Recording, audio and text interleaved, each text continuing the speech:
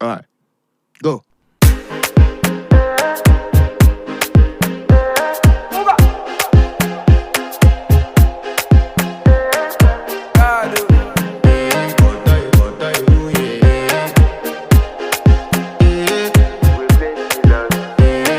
To flex my love, I want impress, and I want to carry my love away to a place she loves.